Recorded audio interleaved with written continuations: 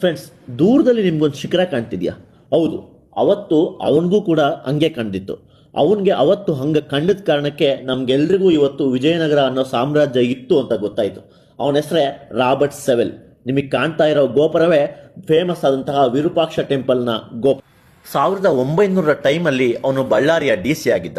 ಒಮ್ಮೆ ಅವನು ಕಮಲಾಪುರದಿಂದ ಹೊಸಪೇಟೆಗೆ ಕುದುರೆ ಹತ್ಕೊಂಡು ಹೋಗ್ತಾ ಇರ್ತಾನೆ. ಅವನಿಗೆ ಈ ಶಿಖರ ಯಾವುದೋ ಕಾಡಿನ ಮಧ್ಯೆ ಒಂದು ಶಿಖರ ಕಾಣುತ್ತೆ. ಏನಿದು ಅಂತ ಹುಡುಕೊಂಡ್ಬರ್ತಾನೆ. ಅವಾಗ ಅವನಿಗೆ ಇಲ್ಲೊಂದು ಅದ್ಭುತವಾದ ಸಾಮ್ರಾಜ್ಯದ ಅವಶೇಷಗಳು ಕಂಡು ಬರ್ತವೆ. ಅದಾದ್ಮೇಲೆ ಅವನೊಂದು ಪುಸ್ತಕ ಬರೀತಾನೆ, ಮರೆತು ಹೋದ ಮಹಾ ಸಾಮ್ರಾಜ್ಯ ವಿಜಯನಗರ ಅಥವಾ ಫರ್ಗಾಟನ್ ಎಂಪೈರ್ ಅಂತ. ಬರೀ ಪುಸ್ತಕ ಬರೆಯಲ್ಲ, ಬ್ರಿಟಿಷ್ ಸರ್ಕಾರಕ್ಕೆ ಒಂದು ಪತ್ರ ಕೂಡ ಬರೀತಾನೆ. ಪತ್ರ ಬರೆದು ಇದನ್ನೆಲ್ಲ ಉಳಿಸ್ಬೇಕು ಅಂತ ಪ್ರಯತ್ನ ಮಾಡ್ತಾನೆ. ಇಲ್ಲಿರುವಂತಹ ನಾಶವಾಗಿ ಹೋಗ್ತಿದ್ದಂತಹ ಮೊಮೆಂಟೋಗಳನ್ನ ರೀಬಿಲ್ಟ್ ಮಾಡಿಸ್ತಾನೆ. ಎಲ್ಲೆಲ್ಲೆಲ್ಲ ಬಿದ್ದೋಗ್ತಿತ್ತು ಅಲ್ಲಿಗೆ ಕಂಬಗಳನ್ನ ಇಳಿಸ್ತಾನೆ. ಅವನು ಅವತ್ತು ಹಾಗೆ ಮಾಡಿದ ಕಾರಣಕ್ಕೆ ನಮಗೆ ವಿಜಯನಗರ ಅನ್ನೋದು ಸಾಮ್ರಾಜ್ಯ ಇತ್ತು ಅಂತ ಗೊತ್ತಾಯ್ತು. ಇಲ್ಲ ಅಂದಿದ್ರೆ ಇವತ್ತೆಲ್ಲ ಹಂಪಿ ನಿಜವಾದ ಆಳು ಹಂಪಿಯಾಗಿ ಒಂದು ಕಲ್ಲೂ ಇಲ್ಲದೆ ಜನ ಎಲ್ಲಾ ಕಲ್ಲುಗಳನ್ನು ತಗೊಂಡೋಗಿ ಮನೆ ಕಟ್ಕೊಂಡಿರೋರು. ಅವನು ಅವತ್ತು ಸಂರಕ್ಷಿಸಿದ ಕಾರಣಕ್ಕೆ ಇವತ್ತಿನ ಜಗತ್ತಿನ ಬೇರೆ ಬೇರೆ ಭಾಗಗಳಿಂದ ಬಂದು ಜನ ಹಂಪಿಯನ್ನು ನೋಡ್ತಾರೆ. ಹಂಪಿಯನ್ನು ಉಳಿಸ್ಕೊಳ್ಳೋದಕ್ಕೆ ಕಾರಣವಾದಂತಹ ರಾಬರ್ಟ್ ಸೆವೆಲ್ಗೆ ಹೃದಯಪೂರ್ವಕವಾದ ಧನ್ಯವಾದಗಳನ್ನು ತಿಳಿಸ್ತಾ ನಾನು ಮತ್ತೊಂದು ವಿಡಿಯೋದಲ್ಲಿ ಸಿಗುತ್ತೀನಿ. ಧನ್ಯವಾದಗಳು. ಮತ್ತೆ ಸಿಗ್ತಾ ಇರೋಣ.